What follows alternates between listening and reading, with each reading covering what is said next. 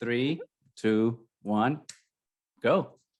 Welcome back, everybody, to the Triad of the Forest podcast, a podcast from three Puerto Rican friends coming together to do deep dives into Star Wars and other nerd-related media.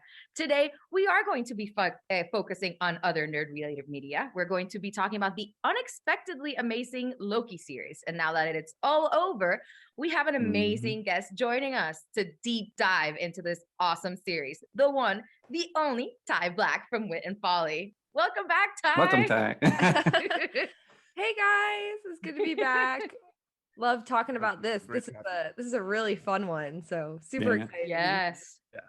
And I think we'll begin the episode with fun facts for everyone that does not know. Ty was our very first guest way back when in season 1 when we started this whole adventure. So it's good to bring her back here like midway through our season 2 as a returning guest. So thank you for coming then. Thank you for returning now.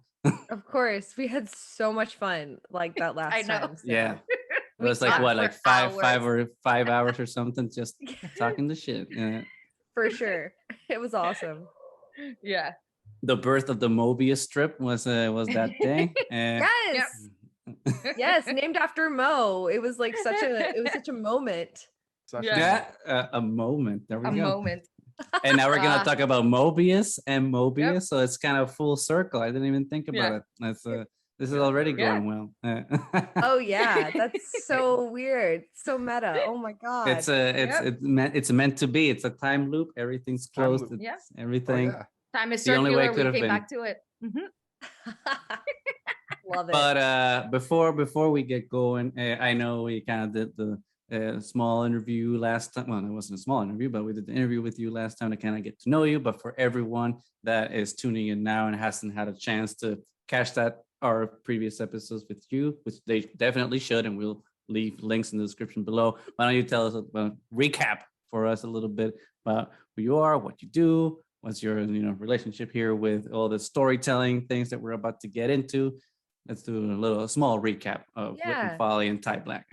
Sure. Yeah. Thank you so much. So I have a YouTube channel. I've had a YouTube channel for a few years now, and I talk about storytelling. I talk about it from a gender perspective. I talk about it from a mythology and like kind of Joseph Campbell hero's journey perspective. And I also try to bring in heroine's journey. Yeah. Heroine's journey from like Maureen Murdoch and other kind of feminist women, scholars who kind of studied Campbell and study that type of journey and that way of looking at it from like a Jungian perspective. And I've kind of like recently I did kind of hit more of a burst with like subscribers and whatnot. So my channel is getting pretty big now, which is pretty scary, but congratulations. Not scary. Good for you. It's cool. It's like, weird, but it's cool. So yeah, it's definitely given me kind of more of an opportunity to kind of just dig in more to what I'm doing. And, it's fun. I like talking about that kind of stuff, mythology. And I'm really excited to talk about like Loki from this mythic, like even like kind of getting into the gender a little bit and like what that presents. And there's so many interesting things. So yeah. And it's cool to talk about with you guys because you guys have such unique, diverse perspectives between the three of you. Like it's so interesting to hear what you guys think about it. Yeah. Very cool. Lush. Perfect. That's a perfect recap. So before then going into Loki proper, I think we should kind of do a little, go outside of the Loki show per se and just talk MCU a little bit and talk about the Loki we used to know, right, from all the previous films. And I say you're our guest, so let's start with you, Ty. What did you think of Loki as a character before when we were watching him, right, and Thor and Dark World, Avengers, and until Endgame or Infinity War when he met his demise? What did you feel about his story and his journey as a character in the big screen? Hot. Like agreed. Right. Agreed. Simple. To the point. Honestly, he's seriously like the hottest character in all of the MCU by far. Yeah, easily. He's got that kind of that that swagger, but he's got like that trickster god, so he's dangerous, but he always pulls you with the sympathy card. But everyone knew that this was going to be a character that even if he did die, which he does, like he's going to be a staple in the mythology of what the MCU was like presenting in some way or another. And luckily, we did get this show, but because if we didn't, I would have been really sad. But Tom Hiddleston as Loki, like it's so interesting seeing his arc, because he does start off as more of this child character, even though Tom Hiddleston's been fairly, he hasn't been that young playing him. He's been, pretty decently older throughout this entire time. And yet you can see from the very first few parts of the media that he was in, he was presenting as like a child. And then as he kind of gets older, like he changes and his character changes and he gets more mature. And so it's really interesting. I haven't done like a proper rewatch yet, but I want to. And then I think it'll be really interesting to see him basically like grow up into what we see in the show. Yeah. What about you guys? Loki, to me, because I think the MCU, one of the problems that they've always had is like they have a hard time finding like compelling villains. The exceptions to those rule being Thanos and Loki. Then the problem with that, obviously, Killmonger. Yeah, Killmonger's pretty good too, but I mean, things happen at the end and all sometimes that they just MCU has a trouble sticking landing at the end always.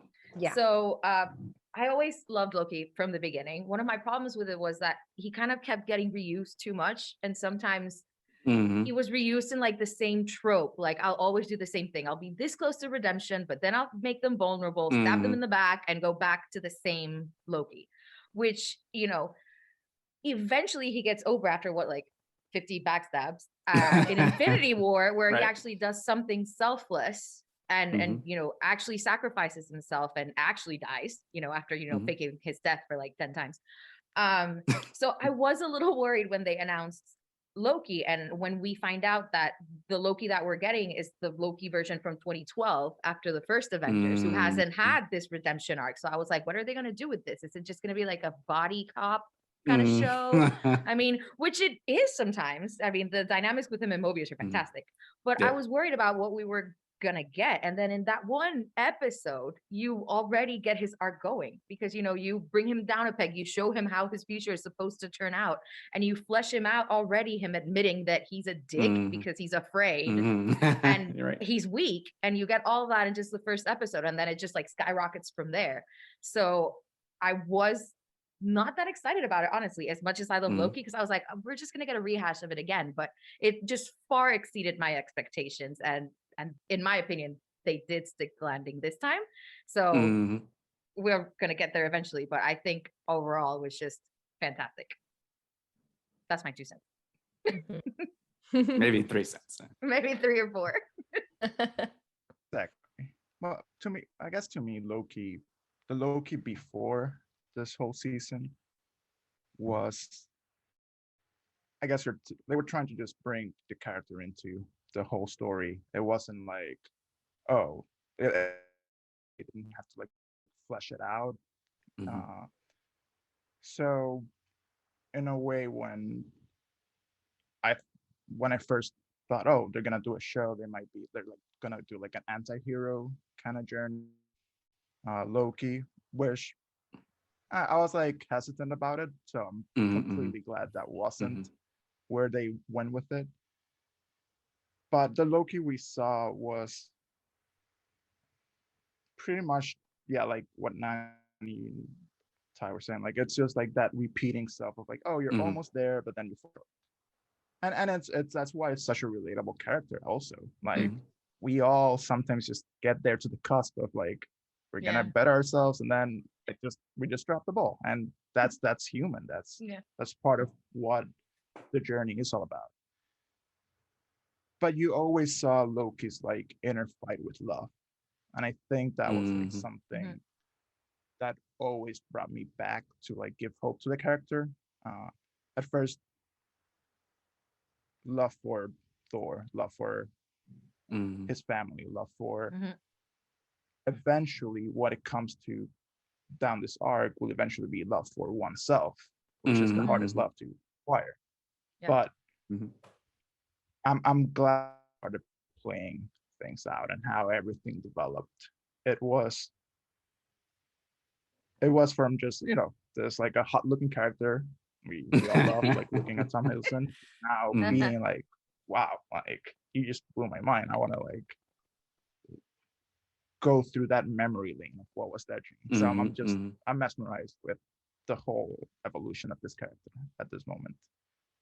Yeah, I agree, because it was definitely the show that I was least looking forward to on the MCU slate when they announced it, because I was like, okay, Falcon and Winter Soldier, even though I'm not so interested in that because it's kind of like more things that we've already seen, but at least it's two characters that we haven't really seen much of, and especially in a post Captain America world, what does it mean to be Captain America? I think that's really interesting conversation to have through Falcon's perspective, but then they dropped the ball right on that perspective, even though they kind of did like, sanitized Disney versions of BLM and some of those things that contribute to what Falcon's journey is as a new Captain America in the 21st century, but didn't pull the trigger. So, but at least I saw an outlet of why that show could be pertinent. But for me, WandaVision was the most important show that they had like announced in the whole slate, because Wanda was the character that has appeared in a lot of movies, but has not been given enough time to explore her as a character, even though she's the most powerful Avenger, basically. But she doesn't get her dues. So then to see her story framed in this weird, quirky, sitcom-y type of thing, I was like, this is really cool. This is now like MCU being weird and using weirdness as a tool to explore a character's psyche. I thought it was the most creative thing that they've ever done, because some people might say Doctor Strange is the most creative because look at those visuals, but really Doctor Strange is just Iron Man with crazy visuals. That's it, and a less likable character, in my opinion. But WandaVision was like that really cool show that I thought was going to make that big statement, but it ended in a way that kind of didn't pull the trigger as hard. But for me, Loki, interesting though as he was as a character and a villain and an anti-hero, like I really think that with Thor 1, Thor Ragnarok, and Infinity War, kind of his story was done. I like stories to kind of end and move on to kind of the next thing. I mean, especially if you have nothing new to say. It's like, well, if you're just repeating yourself, then what's the point of telling the same story if you're not going to like contribute something to it? So that's why I was like, well, this is a cash grab, right? Is everyone likes Loki, so we're giving Loki, which isn't inherently bad because I was going to watch it anyway. But the fact that the show ended up being so much more than it was like mind blowing, especially through that ending. I thought the ending was especially amazing, not just because of the implications that it will have for MCU, which I think a lot of people focus on too much instead of like looking at what it means for the character himself. I think it was the more important part, right, of that ending. But some people focus more on like, oh my god, multiverse. It's like, well, what does it mean for him? I thought that was the most critical part, and it did a lot of point in storytelling in a very concise amount of episodes, like 6 episodes, and it said like so much, and each episode just like went to the point and was able to say so much, and even in short episodes, right, and say so much in a limited amount of time was incredible. And like the visuals of the show were like astounding. Oh yeah, the show is gorgeous, and the music is something else, and the soundtrack on that show would just blew my mind. So good. Oh yeah. So it's that you have a character that it's like we thought the story was over, and all of a sudden like we reset the timeline, and it's a new story, because it was he's going through a different story now, right, than he did through his redemption arc in Ragnarok and Infinity War. So I think that's the best part about it. You're saying something new in a different way with different results. So actually it's so funny because you guys bring up the whole the fact that he like diverged from 2012 Loki.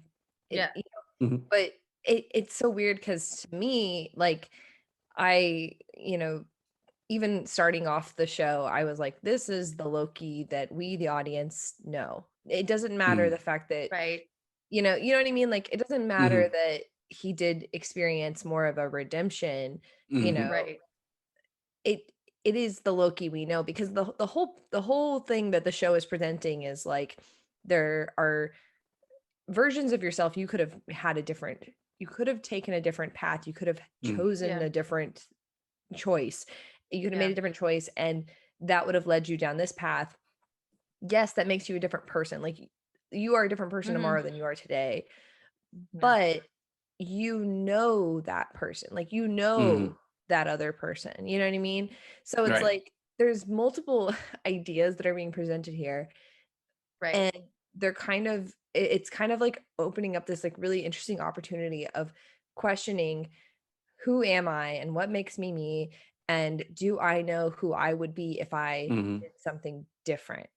And the answer is like, sure. Like, if you contemplate that, like, if you think about that, then yeah, like, Mhm. you know that. So I always thought that about like this Loki. I always thought, he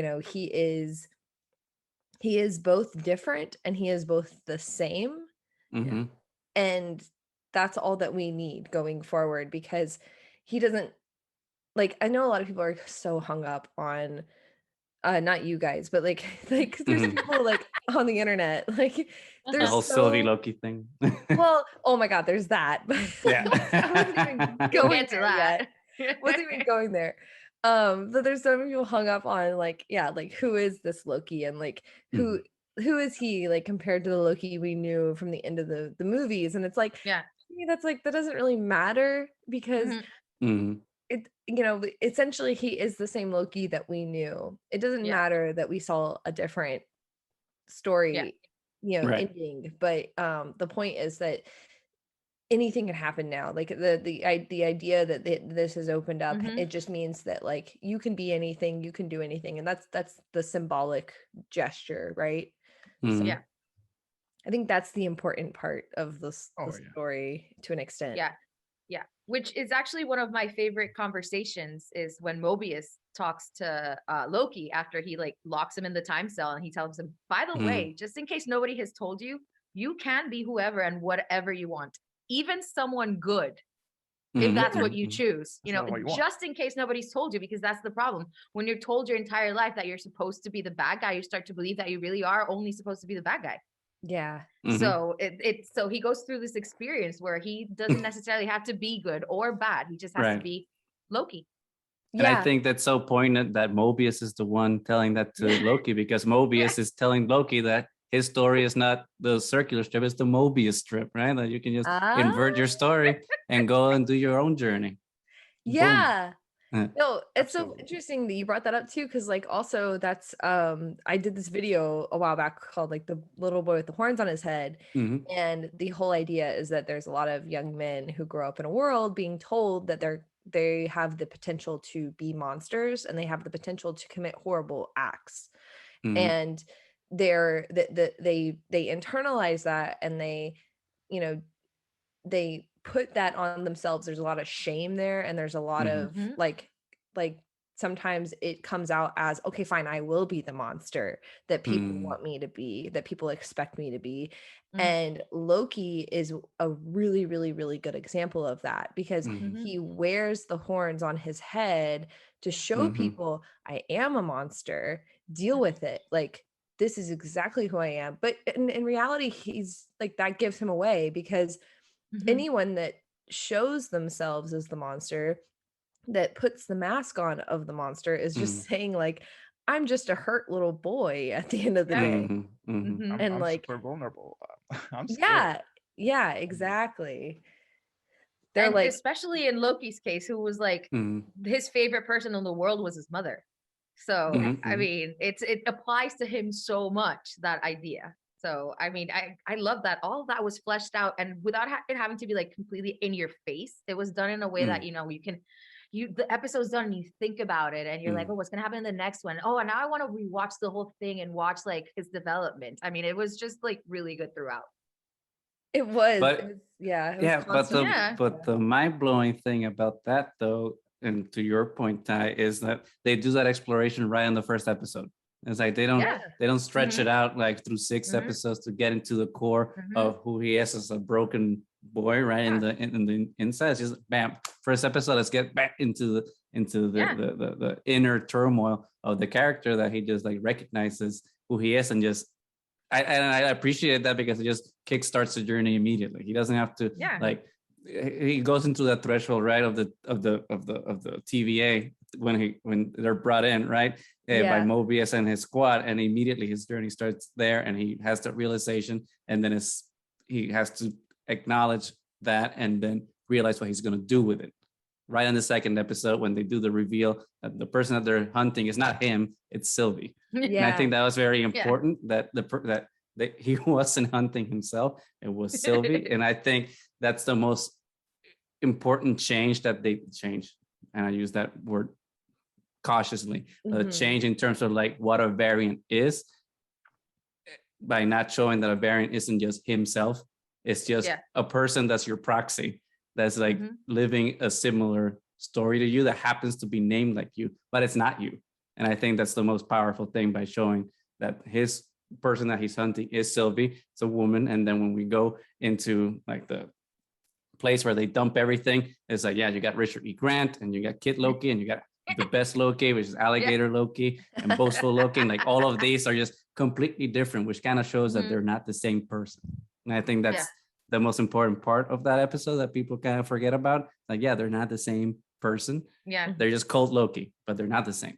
And I think that's an important realization that he has to also confront. It's like, these people have gone through that journey, but haven't had that self-discovery.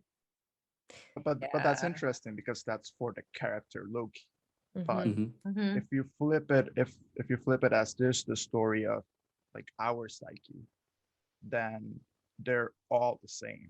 And that's the realization you eventually have to get into, that no matter what path I end up taking, everything else is still part of my own system. Like my heart has a story that wants to tell. My brain has a different story.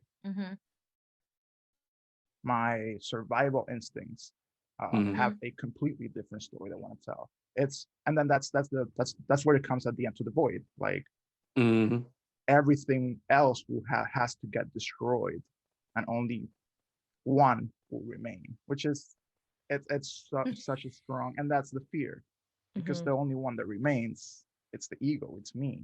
He who remains in. I love that ending, like that fact that qualifies that what is your greatest fear. It's nothing external. It's not hell, it's not heaven, it's not repercussion for everything that goes around me. I'm just afraid of me. So actually I wanted to bring this up because a lot of people classify Loki as like a villain, right? But I always make the argument that anytime that you make any person the main character of a story, they are the hero, period. Right. And so, Loki might be a villain in somebody else's story, but when he gets his own story, he is the hero. And and then okay, then what does Loki have to deal with? Like, what is Loki's villain? Because villains are only projections of like your inner turmoil and your inner trauma, and like something you have to overcome within yourself. If they're not that, then they're kind of like boring villains, like like with Thanos and like all of these like if it's not internalized, if it's not something that you can kind of like push out of yourself, then like what's the point? What is the struggle? So it's interesting that Loki becomes the hero of his own story, and then he has to contend with, and I honestly truly believed they were going to do a Loki is behind the whole TVA thing. I was like, please don't do it. I was like, I didn't mind it. I thought it would be cool. The thing is, I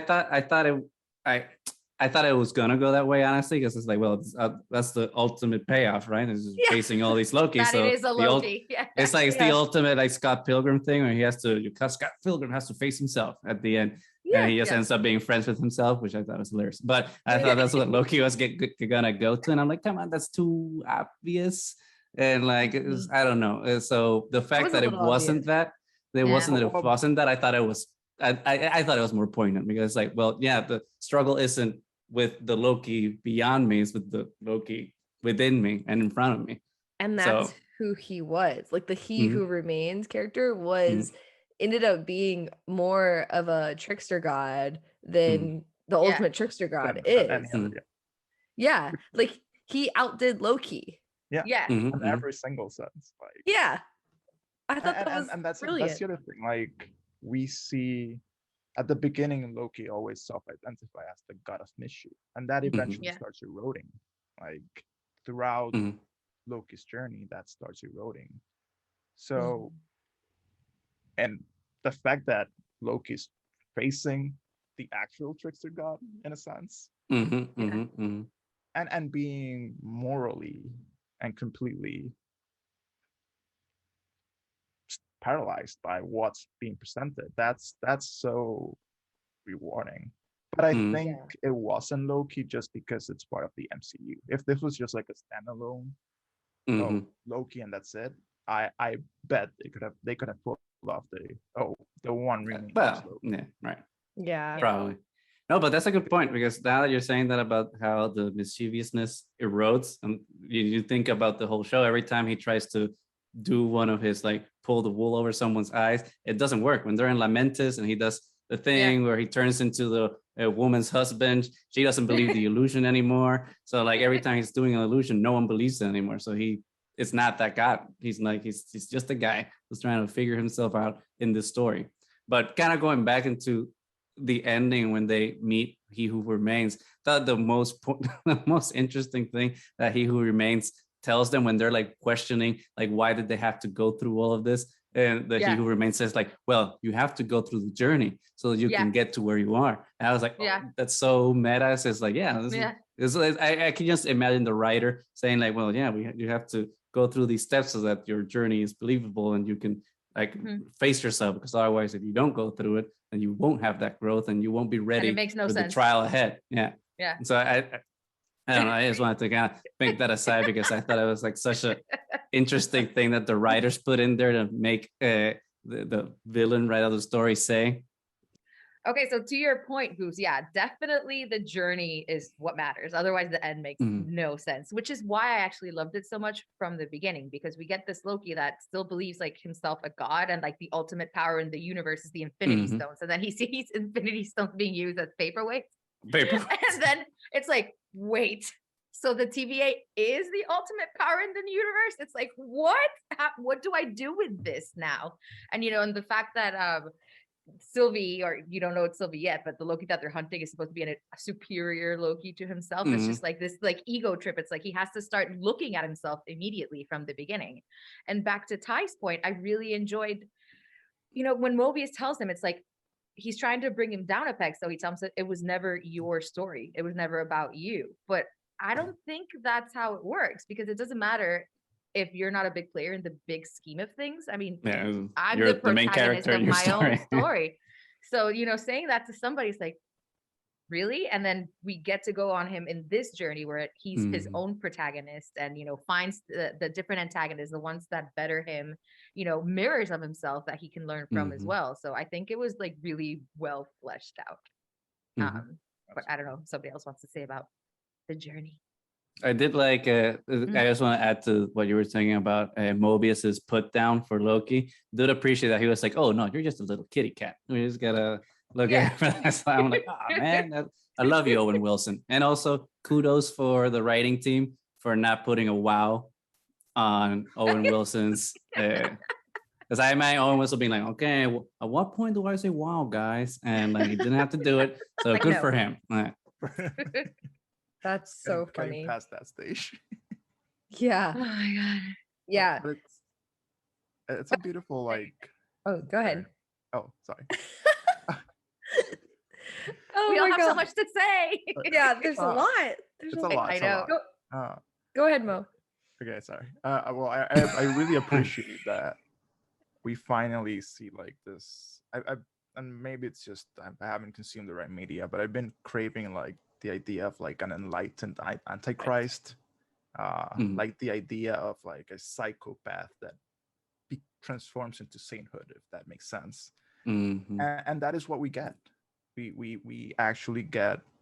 Look, by all standards, Loki's a psychopath, is a manipulative person that alters reality, that knows that or believes that their self-worth is based on what others perceive them to be. And that's the trickster. That's playing with and manipulating reality, that man created reality. But then to go to deeper into like later understanding that who you are doesn't stem from what others people believe or think or even appreciate. It comes from that journey that at the end, you have to go. We all go through the journey. It's part of life. Like we all were born, we have to go through the journey. We will eventually die and go through all the stages of life. So it just happens, like just like chaos and order just happens. It's just the unfolding. It's like a natural unfolding. Like a flower can decide to not bloom. It just happens. Yeah. So finally getting that story of like how a psychopath becomes that stages of like awakening, and eventually I will consider that at the end just represented that enlightenment of the character. Yeah, the self-awareness. Yeah. And all the stages that go with that, which is we see like that first episode, it's just the direct knowledge of who you are. If you keep following the same steps that you've been following, you will end up at this ending. Like that's who you are. Doesn't mean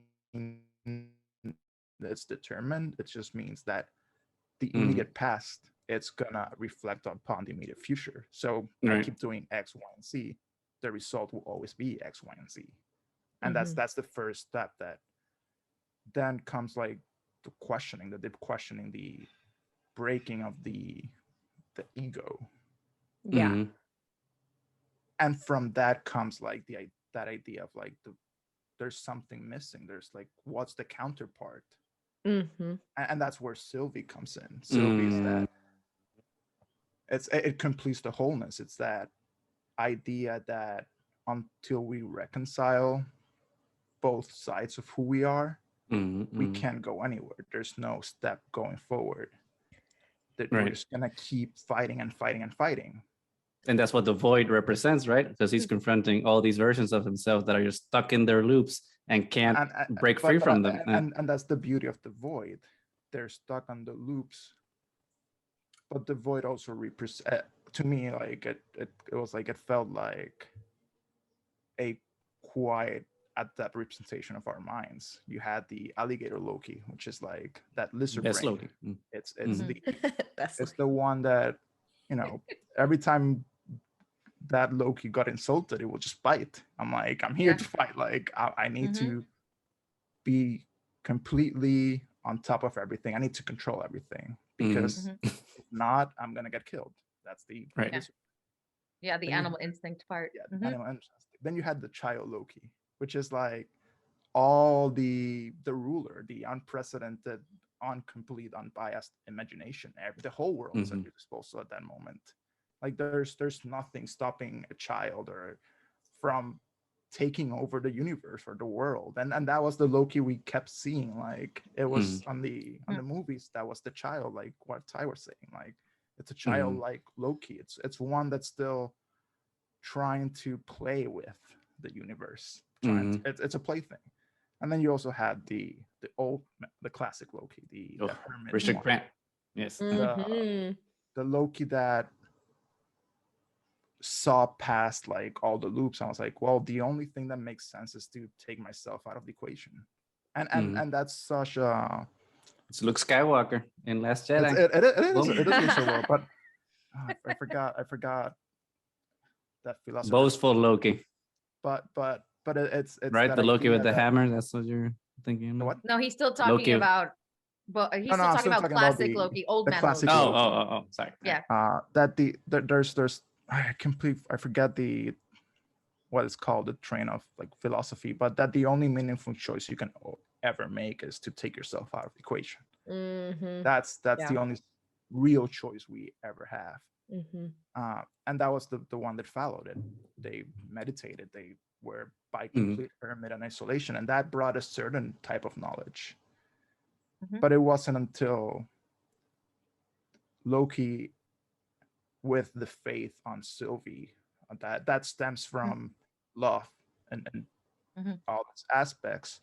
That's when all the other aspects of Loki's mind get together. That's when the child, the hermit, the lizard, they work together as a system. And it's sort of like a mirror of like how we're always fighting. And there are other Lokis. They're just like, oh, they'll eliminate themselves because that's our system. Like my stomach is saying I want to eat, and my other parts of the body saying I want to have sex, I want to like love, I want to read. Everything is in a constant flux of like crashing, but it's only one eventually remains, and that's like and that's the fear, because Highlander. because then which one is the real Loki? Which one is the real you? They're all real. Equally valid. And then that's where that it all stems, like, and the fact that at the end they still break. It's like that idea of like we are still prone to create that karma. We're still prone to do us, and fear, which is the lack of love, still dominates in our system. And that's okay, because we just have to go through the journey again and again and again until it just, like He Who Remains said, yes. And that's the beauty of it. Like it's just gonna happen. And it gets you and then He Who Remains is like the jaded version of it all. It's like I've been through this countless eons, and it's gonna keep happening. But I still love like when that character, actually we can call it Loki, because they never actually say who they are. They just say this is what they call me. Technically, it's Kang the Conqueror, if we're gonna go with MCU lore. But let's focus on like the Loki story. It's a self-contained season. A self-contained. There we go. It is that idea that remains. It's the mind over matter. It's like I need to control everything, and what my mind ultimately dictates logically, then I have to destroy everything else. So this would be like the anti-classic Loki in this train of thought, basically. In a sense. And then you're finding the Loki that's saying everything. Let's see what happens. Let's embrace the chaos. This whole universe is based on chaos and self-destruction and the continuation of information flowing down and ever so slightly becoming more and more nuanced. And that's the whole journey of the universe as well. So it's so funny because like you touched upon like so many things that like are essential to the trickster god myth.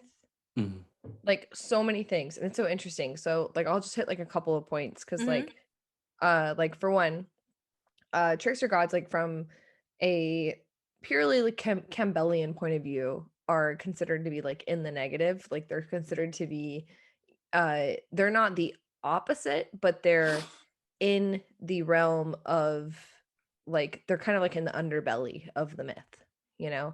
They're the fat of the myth. They make myth taste good, if you want to look at it like that. Like they're always representative of kind of male instinct. They're always presented as male. Like they're always presented as male, which is really, really, really, really interesting when you think about the discourse about Sylvie and about the fact that she is the only woman, and the fact that like Loki, like he even went to that world, he said, have you ever met like a female version of us? And they're like, that sounds terrifying. Yeah. It's like she is, but that's what makes her amazing because she's different. Yeah. Exactly. Which is so interesting because at first I was like, okay, that's kind of weird. Like I was kind of on the same train of thought as everybody else. Like, oh, well, shouldn't there be more like girl Lokis? But then, after digging into like trickster lore, it's like, well, there are no like female trickster gods. Like they don't exist. And going back to like what Mo was talking about with like what the ultimate kind of trickster god really means, this is something that we talked about when back when I was really involved with Star Wars lore. We talked a lot about how Ben Solo was kind of this weird Christ-like figure in Star Wars, or he had the potential to be, right? And yeah, he died in the end, so he fulfilled that to an extent that none of us were prepared for.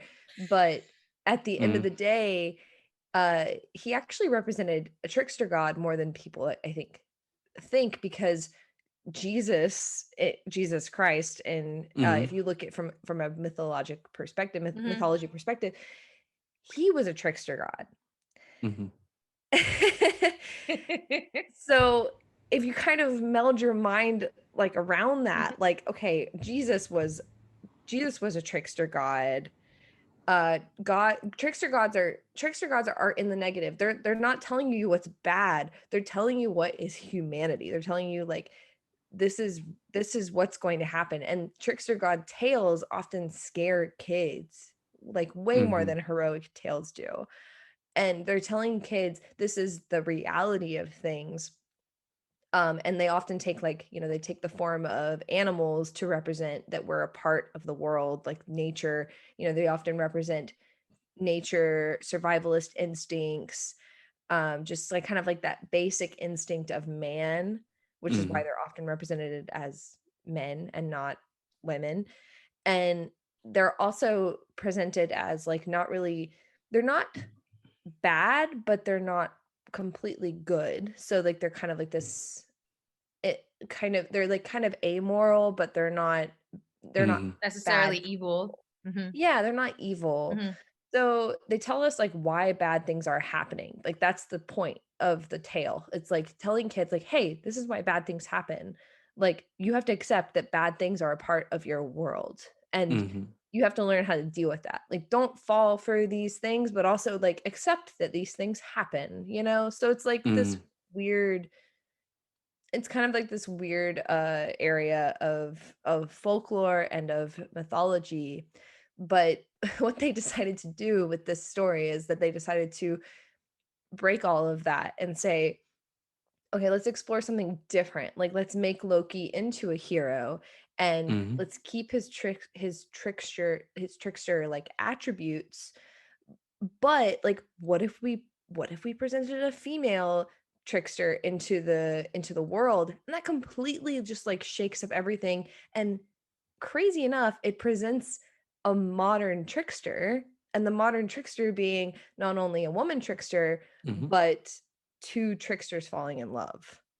Like that's new, that's different, that's insane. Tricksters don't fall in love, much less are they women. Which actually I thought was really well done, because they actually have that entire conversation of what love is supposed to be, and they don't really understand it because neither of them have ever been in love. It's like, well, we're both bisexual. Love is hate. Is that where you're going with that? Hedonistic. Love is mischief.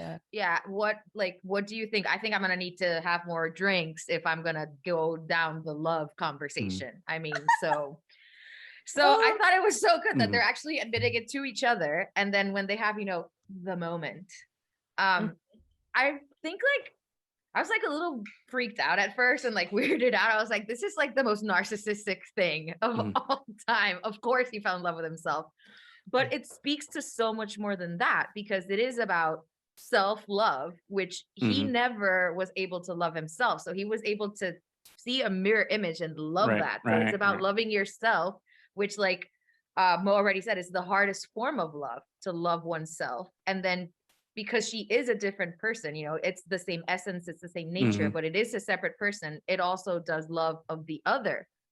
and Right. him being able to love somebody, find love in himself and then love somebody else and then want to defend that person.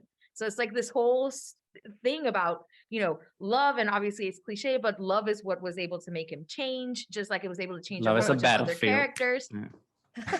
And not only the romantic love, because the love that he feels for Mobius, that friendship that they develop with each other, that makes Mobius be able to open his eyes about everything that's going on in the TVA, and Loki to accept that he can be a friend, and a lover, and like all these things, and love as the most powerful instrument in the universe. That that one look, I mean, they literally just look at each other and she like touches his hand a little bit and that almost broke reality. Right. So I mean, and I love it. I love the whole love being able to like break the world. I love it. But I think to your point, Nani, about all of that, I think that what's most interesting about it is like where they frame it. And right, they're framing it in this like purplish, pinkish planet, moon, whatever you want to call it. That's called Lamentis. Like the minute like I saw the name, I was like, oh, that's so on the nose. I mean, I appreciate you changed lamentation a little bit to like make it a little more sci-fi. Well, and even to begin with, when they start having the conversation, they're on a train, so like in flux, moving, trying to decide in the middle of a journey, trying to figure it out. I mean, it's just so good. At the they jump off of the train. They jump through the window like together. They jump off of the train together. After Loki is singing a lamentation in Asgardian or whatever he's singing. But it also goes back to what Mo was saying too about how these gods of mischief, their mischief didn't work, right? So like they were counting on their mischief to save them in Lamentis and save them to get off the planet and avoid the destruction, but ultimately it just led them into the same spot they were at, and all they're left with is just each other, right? And that breaks reality when they realize like, well, I can't count on the facade that I've been counting on all this time to do the things that I wanted to do, because ultimately it's a broken facade, because I'm a broken person. And I don't know. And the fact that it's how Ty was saying, that it's just a mirror image, but in the sense of like not a different version of Loki, but a female version of Loki, which is the one that breaks everything. It's like that compliment, right? Of like, all of these other versions of Loki have been like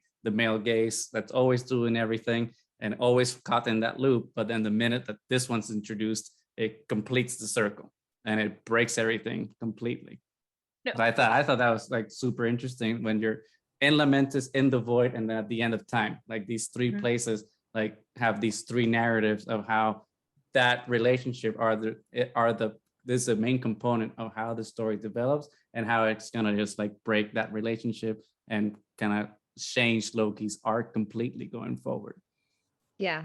I never thought that Loki as a character, like even Tom Hiddleston's Loki, like from the beginning, I always wanted to see him fall in love. Like I was like, oh, this would be really cool if I could see this character fall in love, but I never expected it, like I never thought, oh, that's going to happen. And at the very beginning of this season, I was like, they're kind of dealing with some pretty heavy, like, love stuff. Like even before we met Sylvie, I was like, okay, this is really interesting. And I do have to say, like, I didn't, like I would be totally on board if they were going for the whole like Mobius and Loki thing. That would have been cool. Oh yeah, I would be okay with that too. Yeah, it would have been great. But like, I'm sure that they're open relationship, polyamorous thing. Oh, for sure. But it was so interesting because like they weren't doing that from the beginning. Like like Mobius was way more of like this kind of mentor figure. And it was so interesting, but he did, like, it was presented like very early on that like, hey, you need to learn to love yourself, which blew my mind because being involved in like Star Wars fandom and being involved in BTS fandom, that's the crux of the entire BTS fictional world, is like loving yourself. And it's like being presented with that like from a Marvel perspective, suddenly I'm just like, oh my god, are they really going to have right from the beginning? It's like, right from the beginning.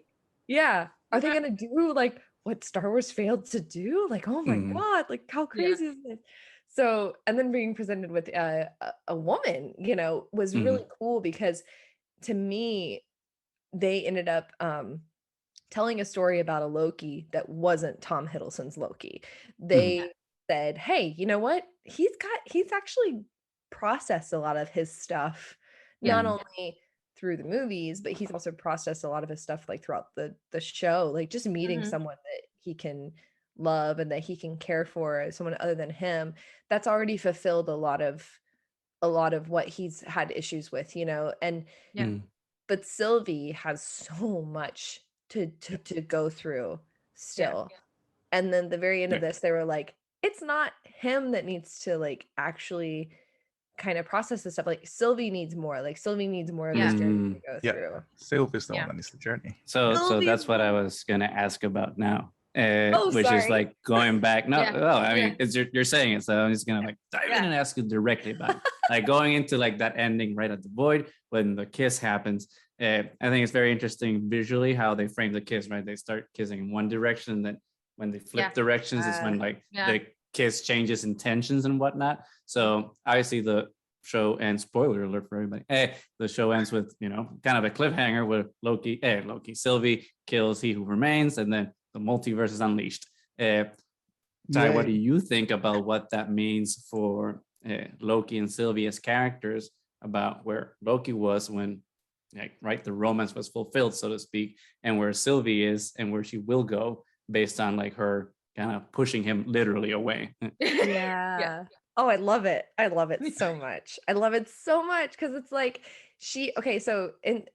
I don't like to compare a lot, but I will do it in this instance because I was so disappointed by WandaVision.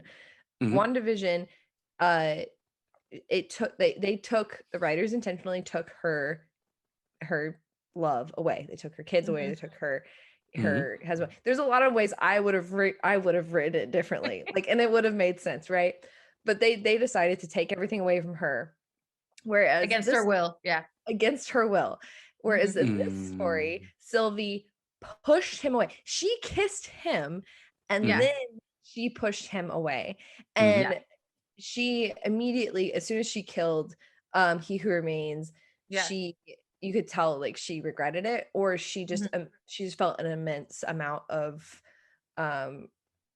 like she felt a lot of grief. It all kind of came onto her shoulders, and she kind of knew like kind of the intensity of what she had done, and not just killing him, but also like I think she felt like what Loki felt, and I think Loki felt what she felt at the same amount, at the same time, right? So there was all this like shared emotion happening, and it was really cool that like it was her choice, because he knew that she had to make that choice. He knew that had to be her choice at the end of the day. And that's like what I was getting at a minute ago, which was that this is all about her. Like it's all about her journey and her choice and her kind of like going through this.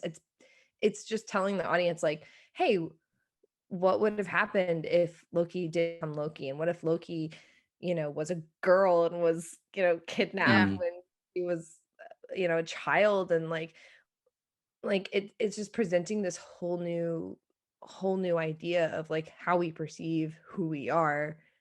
So I don't want to go with too much of a rant on that, but like, yes, like but it's so good.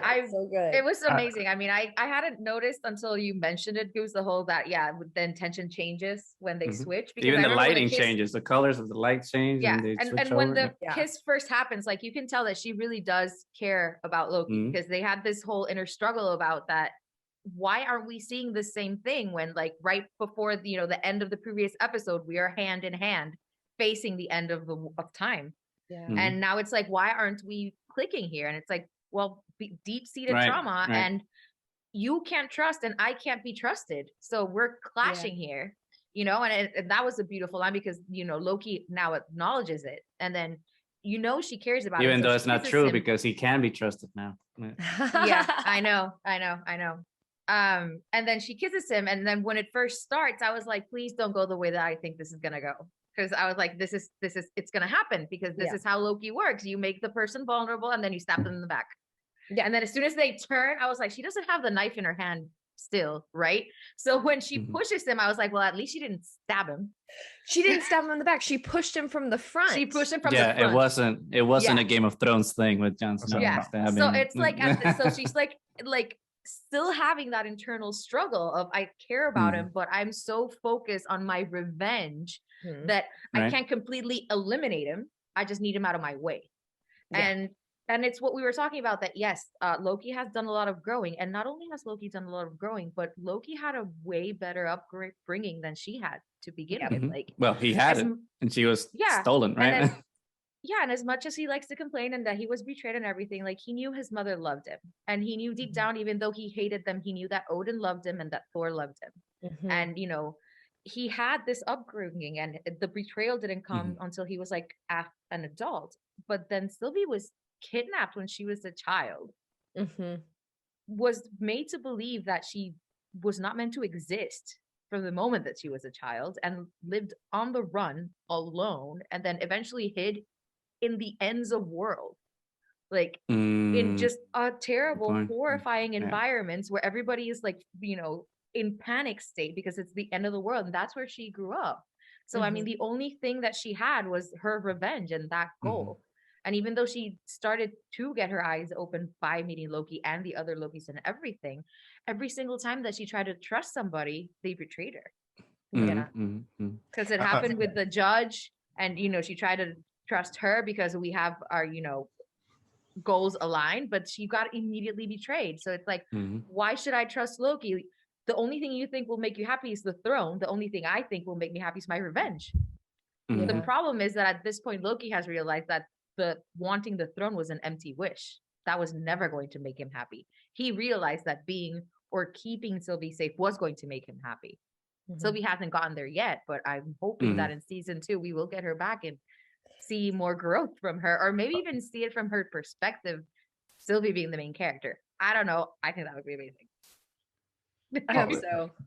I'm really looking forward for that. And this might be obviously tainted by my own experience. I thought Sylvie was such pain. Like it really, they really encapsulated like a lot of like the trans experience, because I loved when they first meet and, oh, Loki, and their first reaction is, do not call me that.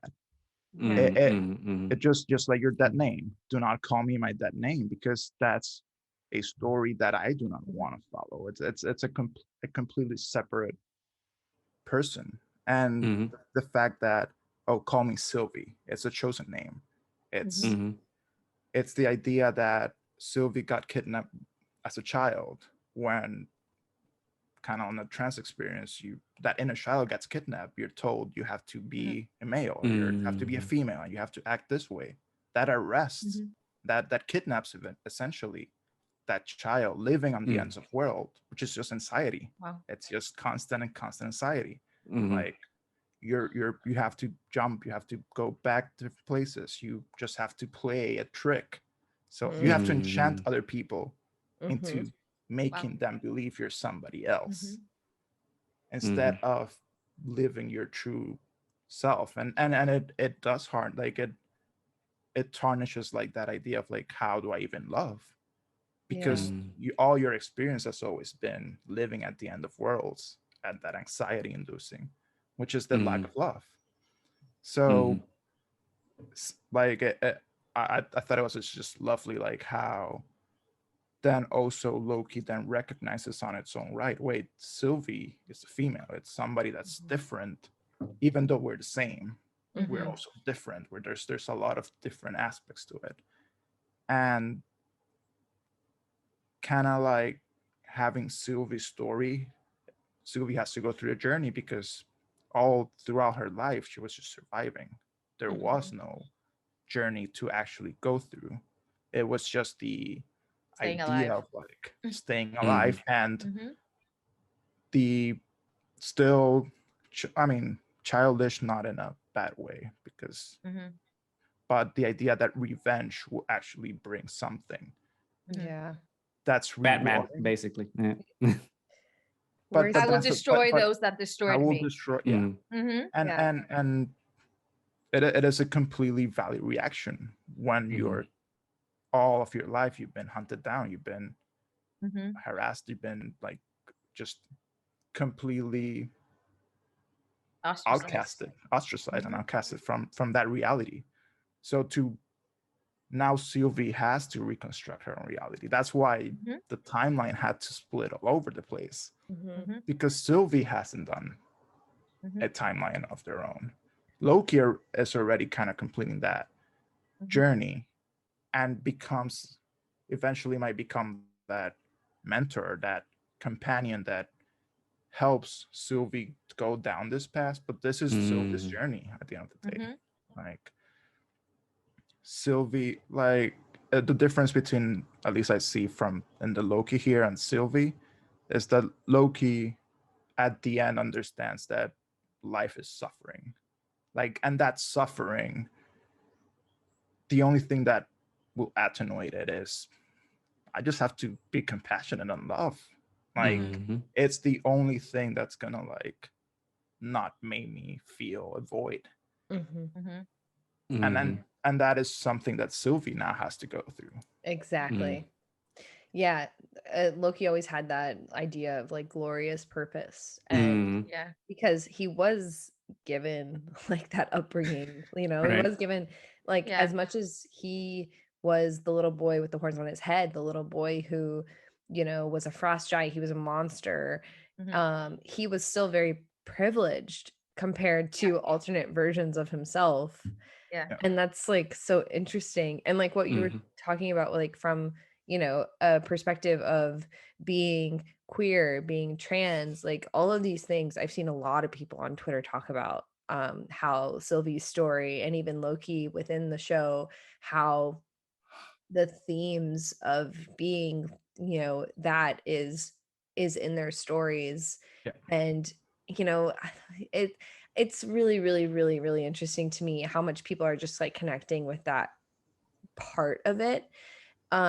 Because obviously, like, I see it like surface level, but these people are going incredibly in depth in it, just like you did just now. But like, it's kind of sad to me that like there's a lot of younger people that aren't seeing it, and that are like, oh, we should have gotten this like very clear, like we shouldn't have gotten the male and female relationship. It's like, well, they're bi, like we're still getting like a really diverse, interesting relationship. And the themes of it being, it's just so different. So and in a way it has to be, I mean, let's separate the romantic love from like the self-love here a little bit. But we as humans, we're all inherently on the womb, we're all begin as female. That's it's eventually when testosterone or some other hormone starts changing how that is expressed, then the male might come. But we are all inherently female, as just as all females, we all have that male aspect. We have to, that's and they might be just word, you can use yin yang, you can use like different whatever, doesn't have to be gender based. You can change it as like, you can just change it as your mind and spirit, your heart, and whatever you want to call it. But there is that duality that has to eventually coexist. And all our society and everything that surrounds us is like constantly pressuring that split. That it creates and ingrains that, that's how you get toxic masculinity. You might get ingrained ideas that do not make any sense, because our society has been poignant at breaking that division, when in fact we're all pretty much the same. Well, it's that it goes back to that whole idea, like in mythology and in story in general, about breaking the duality and transcending and becoming your own person and deciphering for yourself what is femininity within me, what is masculinity within me, and who am I, like what do I bring to the table that's different, that transcends those two things. So that's it. Like, again, like this whole idea, like what they're presenting here, it's not just a male and female relationship. It's not. That's just very, if you see it that way, that's, I mean, it's a very, you're missing the point. Yeah. Right. Especially the people that get hung up on like whether the same person. It's incest. It's like if it's the same person, one, it's not incest by definition, and then two, if that's what you're getting hung up on, then we're watching different shows. Yeah. Oh my god, that drove me insane. Yeah, people are crazy. If it were the same person, it's called masturbation. It's just different. Exactly. True. Yes. My husband said that too. Yeah. Which is why when Mobius like insults him, it's like it's narcissism. But it isn't. It's beyond that. Right. Yeah, but it's both. it is. Yeah, It's both. it is both. Yes. It is both. And it's also so much about, what is on the outside is not what defines you. It's it's on the inside. And then beyond that, they're all supposed to be the same person, but it's the choices that they make and the upbringings that they had and all the experience that they go through. That's what actually makes them a whole person, and they can be the same and different at the same time. I mean, but now that you mentioned that, like, I argue that they're absolutely not the same person, and by what we see in the void, we see that they're different people. They're just filling the same roles, right? So they're cast. They're like in a different universe. It's like the same actors, but they're cast in different roles.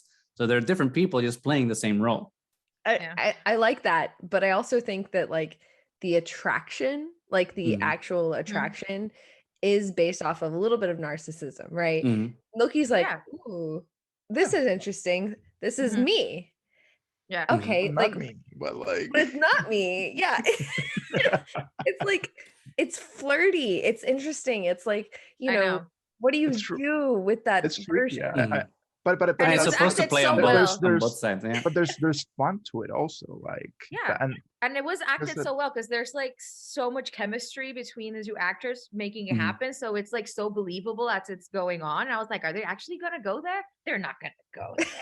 They went there. Oh my god, that's awesome. But it just like goes in incremental steps, right? Because first is like the hand holding, then it's like the security blanket thing, and it's like the finger interlocking until it's like bam, sex with the makeout session, even though it wasn't makeout, but the kiss at the end. So it's kind of like keeps crescendoing right until that, that relationship finally culminates. And now they just left to rediscover it.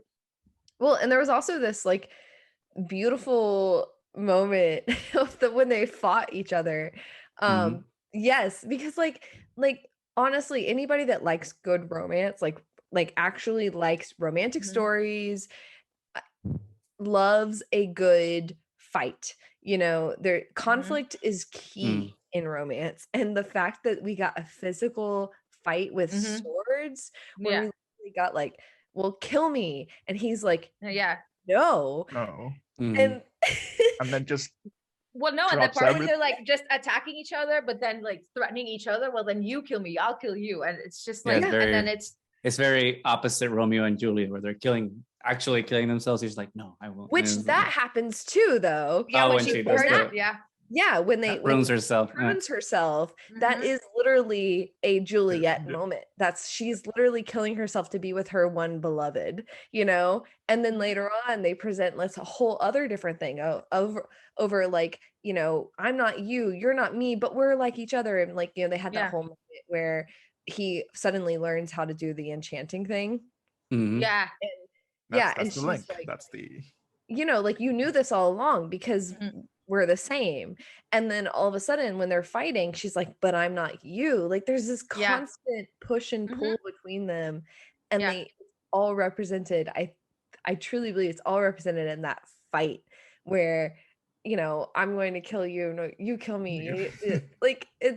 But that's so symbolic of like what it means to be in a relationship. I mean, and it's interesting because people criticize that they're the same person, but however, colloquially, right, we talk about our significant others or partners that way. It's like, you're my better half, my other half, or and like in all these ways where like it's like you're complimenting me in the same way because we're the same thing coming together. So it's just like we already talk about relationships in this way. So why is it just weird that we're presenting the show framed in this way, even though they're literally not the same people? They're just like same experience.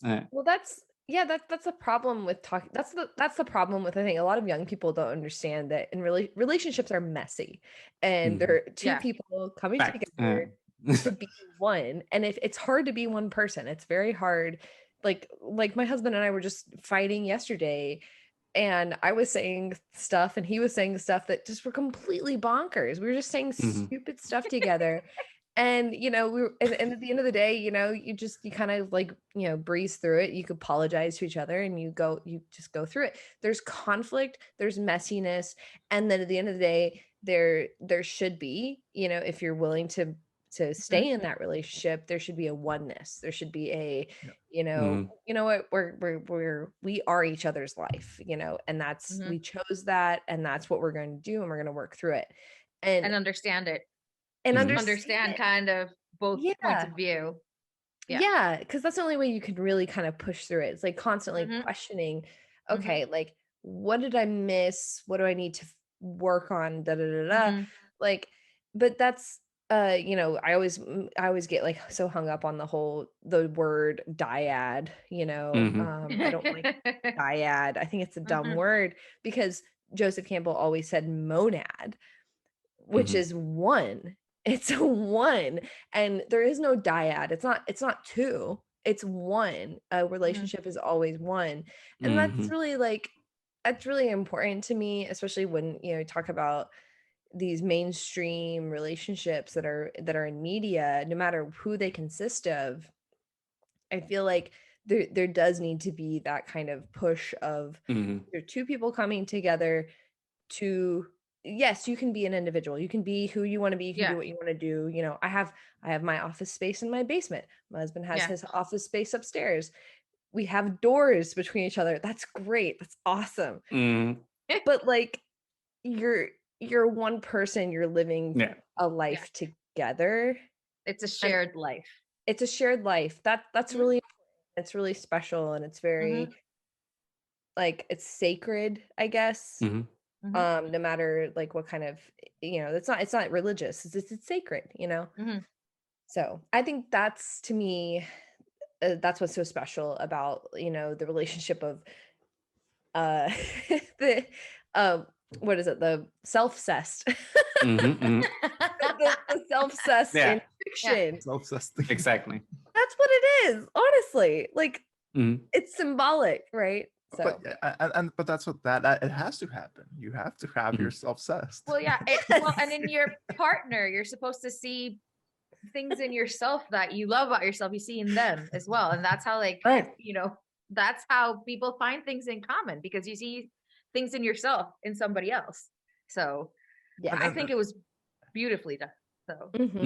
Yes, and it has, everything has to be there. It has to be like the mind, the body, like the being, everything has to be there, because we are multi-sensory beings. Like, we experience life through so many ways, like not only our five senses, but like kind of like what Ty, you were talking about, like that we have the ability to create a third person.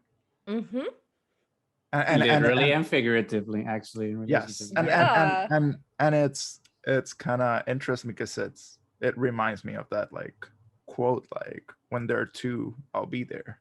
It's like that idea of like, we have a shared reality. Like right now there's all our perspective, but there's also like this shared four people reality. The sacred timeline, and then there's the branches, right? But the sacred timeline is, it's kind of like, the sacred timeline is your story. It's how you perceive it. It's the idea. It's sacred to you. I love that interview with like the Campbell interview when with Bill Moyers, that Campbell goes on and saying like, it's weird that when we're living our lives, it's almost like a chaotic steps, random things happening to us, but when we look back through life, it's almost as if it's been conducted and directed by one single mind or something. And that is the sacred timeline. We can't see the immediacy of it, because in the now you can't see the wholeness of it. But when you look back on it, that's when it's there. That's when it's there. But what's really funny about that is that you control your own memories. So you control the way that you see your story. Something really terrible could happen to you, and then something really good could happen to you, and you can remember that as a total disconnect. You could be like, oh, it was a horrible time and then it was a good time. Or you could say, this horrible time led me to this good time. And there you can find those connections there. And like, you are in control of how you want to perceive your own life. Like that is really powerful. And like, that's actually what you want to learn from it. Yeah. It's powerful and scary. It is. Yeah. It's really scary because you choose what to learn from it and what to ignore. Yeah. Which is kind of like, you know, makes you with this particular like storyline. Okay, if there are different versions of myself that made different choices along the way, along my timeline, you know, what are the possibilities, and what do I bring to the table with my choices, you know, that's different. And like, yeah, that's very powerful if you are to look at yourself as the controller of your own timeline, as kind of like a person that like it's getting kind of it's getting this like weird area, but you know what I mean? But the show is weird, so it makes sense. But then do you then end up becoming then the one that remains? Exactly. I mean, aren't you always the one who remains to yourself in some way? Which means that you're okay. Go ahead, Mo. No. You please, you go. Well, I was gonna say, like, you're the ultimate trickster god of your own life, right? Like, yeah. Like, you're at the end of it all. Like, you're the one who decides. Like, when he was telling them like what they're gonna do. He's like, I know what you're gonna do. And then at the end of the day, he was like, I just have a death wish. Like, he really just wanted to be done with it.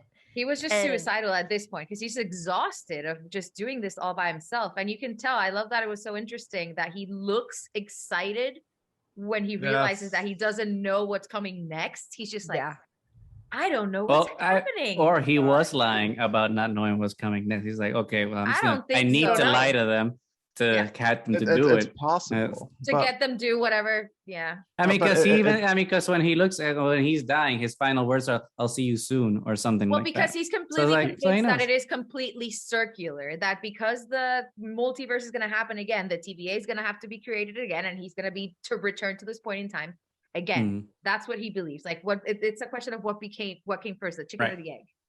And it's so was it the multiversal war or the TVA, which is a fantastic handling of time. It's a loop, so they all happen at the same time. I know, it's gorgeous. And the fact that you show it like circular, and then as everything breaks, you see all the veins going everywhere. It's not like one or two veins. It's just like, because now that it's broken, it's going to be a sphere. It's not going to be a circle because they broke the dimension. It's the fractal reality. Yeah, and it's a beautiful representation of it, but so since we've been going on for a while, so I think we should analyze what we think the end means.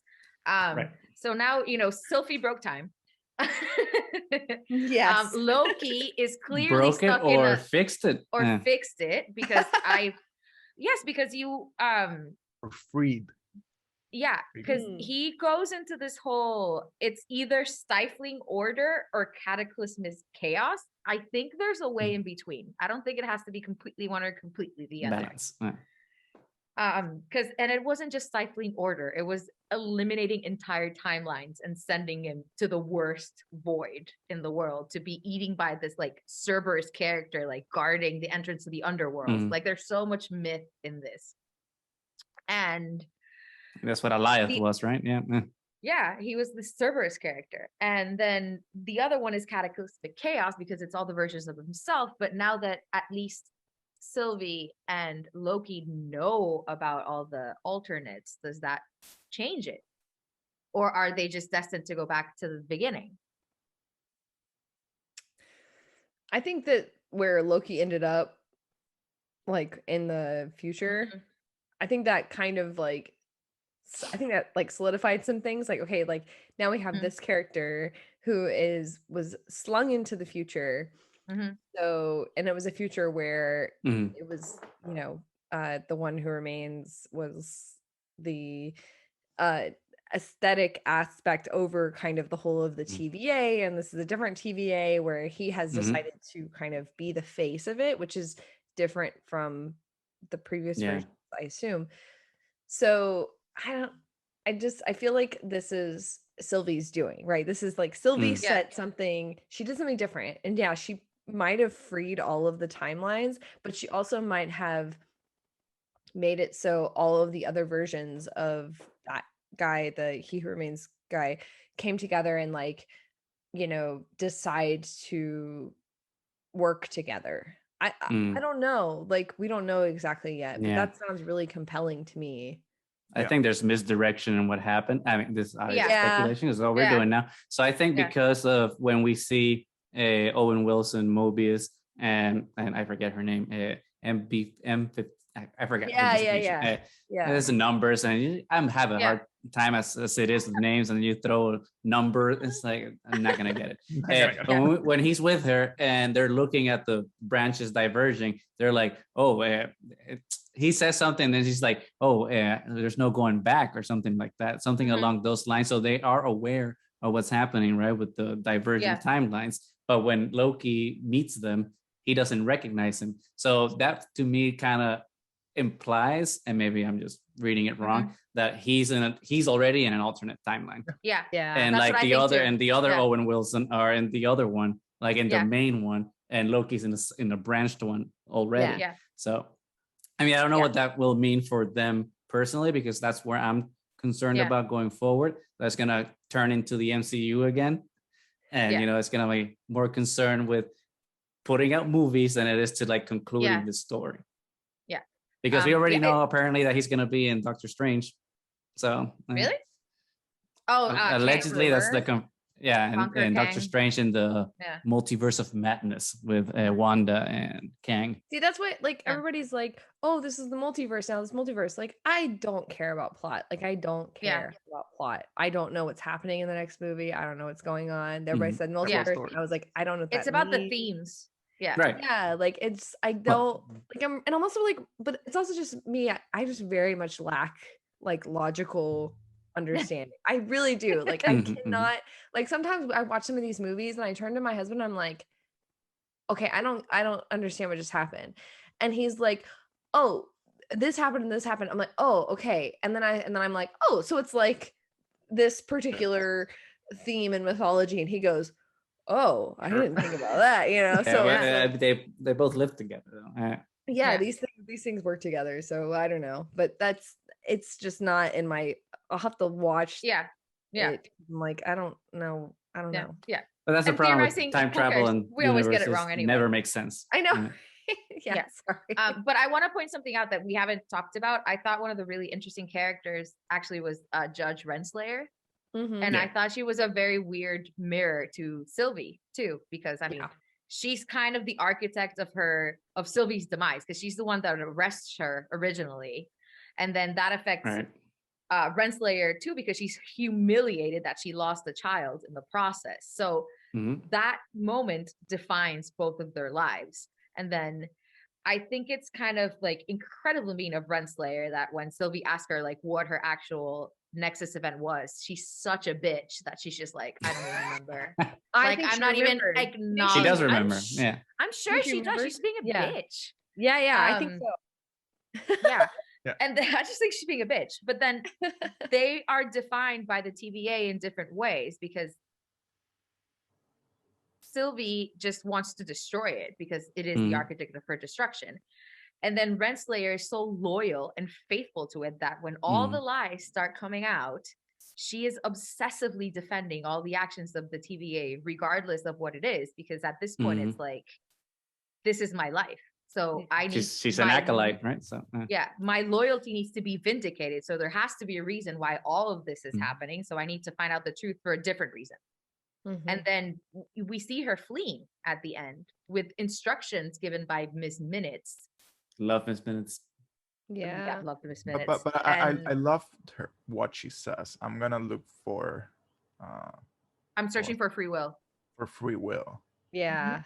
And that free will contrasts so well with what we saw on the Citadel, which is chaos or order. Because either order, there is no free will. If it's strict order. If it's complete chaos, there's also no free will. But it's just destruction. the citadel itself as like a building is both contained within itself. As the citadel is built, right? But it's falling apart. Statues are broken. Things are like have been fixed, because you can see like the gold strands, like that Japanese thing that I always forget what it's called, of the that's holding the building together. So the building is chaos and order within itself.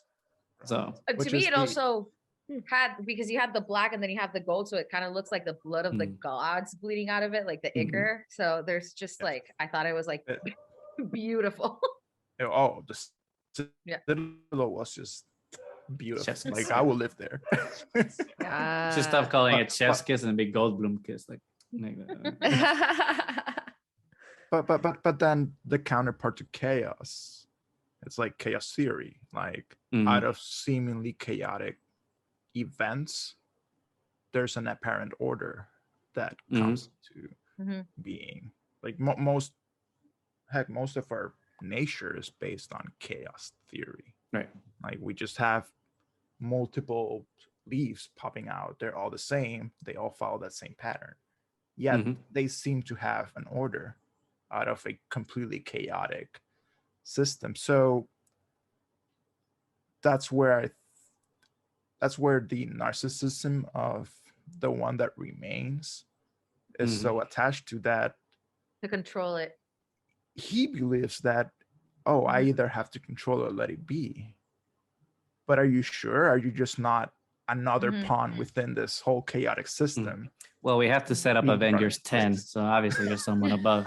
Well, so it's actually so interesting that you said that, because also like the whole idea of the trickster god is to be ultimate chaos, right? It's to it's to tell the story of the chaos of life. Like, this is what you're going to be faced with in life. It's going to feel completely chaotic. But at the end of the day, it's all a part of life. It's a part of life and death. And what He Who Remains is trying to do is he's trying to control that.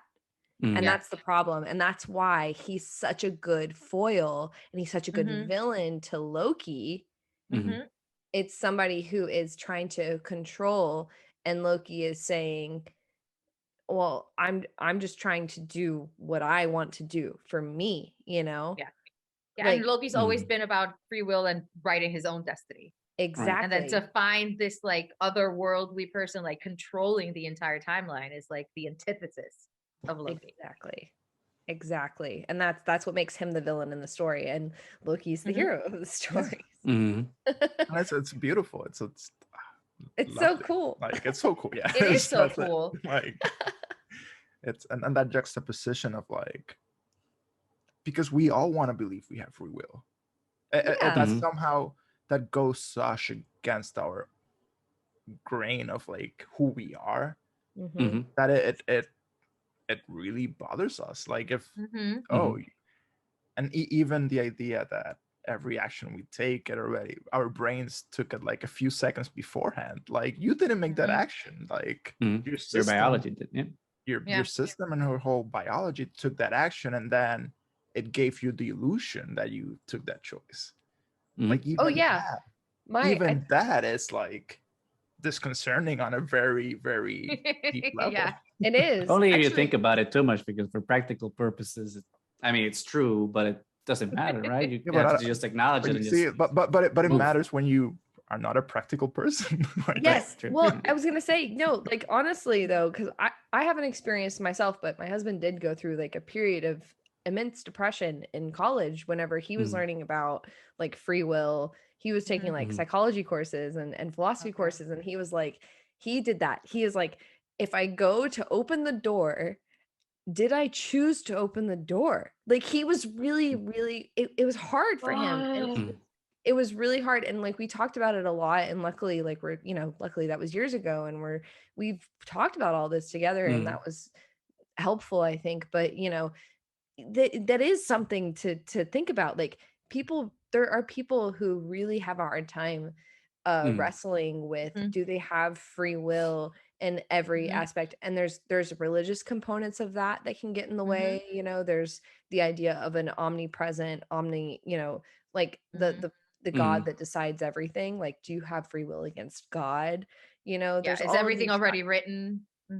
he has everything already written, and that's kind of I think that's kind of there's a lot of one of the themes that is present in the show is actually presenting that. It's like what can you do you actually have the ability to change things? Like, do you actually have the ability, and I think they're gonna get there hopefully in the second season, because the first season kind of ended on that like line of like, there's somebody else that is trying to control things.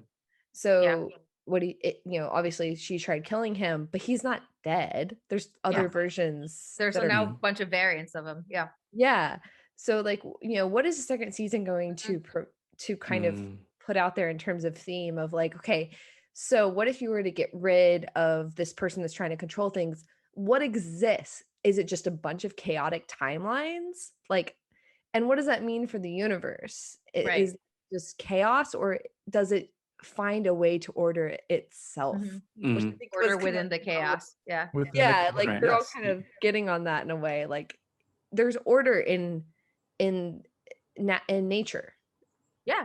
So what looks It's like just chaos that to humans us like arises out of that chaos. Yeah, exactly. Which is only chaos to us, because for us, because we can't order is understand it. completely different. Just because we can't understand it doesn't mean it's not order, which is actually one of the things that I loved, because when they did the whole like it's one timeline thing, it really upset me. I was like, no, how is it just one timeline? And then as you get to see like all these Lokis and everything, you can tell that there is choice, because they rebel against it. They just get eliminated. And then Sylvie, I think, is the one that says that the universe like wants to break free, and that's why it manifests as chaos, because controlling the timeline, that's what's unnatural.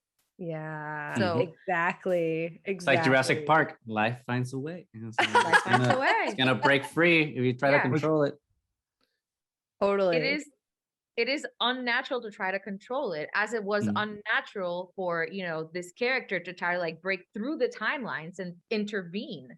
That was unnatural as well. So I guess we're gonna try to find out now, because if it wasn't, as we've been told, you kind of assume that if this one dude, He Who Remains, hadn't started infiltrating other timelines, they would have been fine on their own.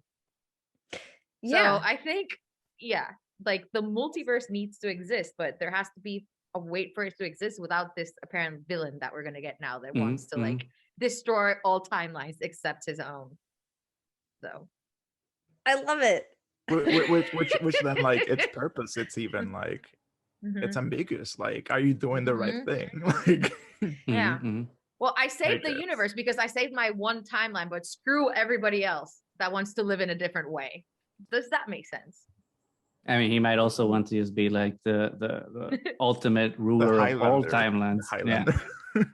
It's like if he wants multiple timelines, but he's the ruler of all of them. That's why there's the one TVA that only has him. He controls all of them. But if by his own estimations, it's just going to end up as it is, it just ends in despair, him alone and sad and alone and wanted to retire. Unless Sylvie and Loki do something about it. So I think that a wrench is going to be thrown in there somewhere that's going to obviously change the circle somehow. And or in the Mobius strip, we come back, but we come back in a higher plane of something. Yes. So exactly. But I think it's amazing that this happened, because it now just opens the door for just, we are okay with weird storylines, weird obscure characters. There are a lot of weird storylines in the Marvel universe that aren't explored because they're not mainstream. So now I'm hoping this opens up for like those characters to actually come out, and we get these like quirky, strange, and fantastic storylines that speak more to the human experience than the generic ones we've had before. So, here's hoping. Agreed. Well, and there's hope. I always recommend from MCU Legion. On FX. On FX. Oh, it's fantastic. It blows your mind. It goes into like what is all the psyche and everything, and again, like those are the types of shows that challenge us. Like, you question yourself every single time, like, and that might be the only free will we actually have. Like, do we re-question ourselves, and how do we align our present so that the future isn't based on my past actions. That might be the ultimate free will we have. And where does love fit into all of that? That's the beauty of it. Love is key, I think. Yeah. And There in would be all none its of us without forms. love. Yes, In all its shapes, forms, and sizes. Shapes and forms. Yeah. Yes. Love is it's not love is boundless, honestly. Yeah. Love is kind. All those things. I forget. Love is suffering. Love is everything. Yeah. Like, well, I think love is a nice. It's a good way to end. theme Yeah, to so it's a perfect way. leave. Love is love. Yeah. love is love. Love is love. And we should all just Yes. I hope love each other and yeah. Oh, absolutely. Yeah, just have like love and compassion. And if it takes a lot or a little bit of like self-cessed, go for it. Yeah. Do it. Yeah. Everyone does it anyway. Just admit it. Everyone and enjoy does it. it. Don't feel bad about it. Yeah. Don't feel bad about it. Exactly. Well, anyway, I think this is it for our analysis of Loki. Ty, thank you so much for joining us. This was so much fun. Why don't you let our viewers know where we can find you? Sure. Yeah, you can find me on YouTube at Wit and Folly, WIT and FOLLY. And you can also find me on Twitter. My Twitter account for my YouTube channel is at @wit_folly. And then my personal is at black_TYM. I don't know. It's been so long since I've like. It's fine. We will. Yeah, we will you check guys will and leave link links it. below. Thank you very much. And thanks guys so much for having me. This has been so much fun. Loved having you back so much. Thank you And well, we are Triad of the Force. You can find us anywhere that podcasts can be found. You can find us on Twitter, YouTube. Just search for Triad of the Force. And on that note, love is love. Bye.